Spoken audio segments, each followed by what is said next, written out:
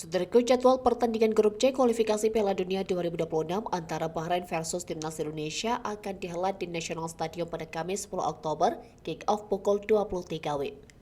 Tak hanya soal 3 poin, namun laga mendatang juga bisa menambah drastis poin ranking FIFA Timnas Indonesia.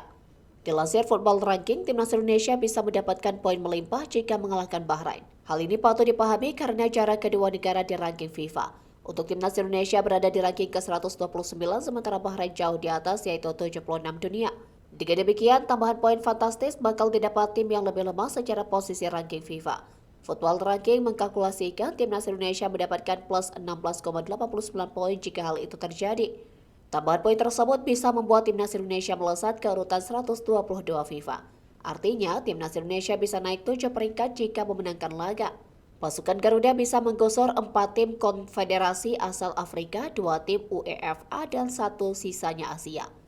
Mereka adalah Afrika Tengah, Niger, India, Sierra Leone, Zimbabwe, Cyprus, dan Estonia.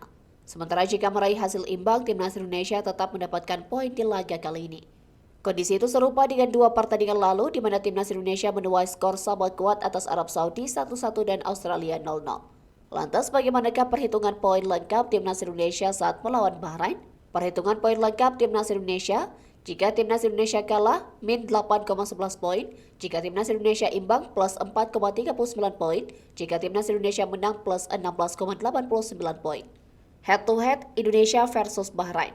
Kualifikasi Piala Dunia 2012, Bahrain 10-0 Timnas Indonesia.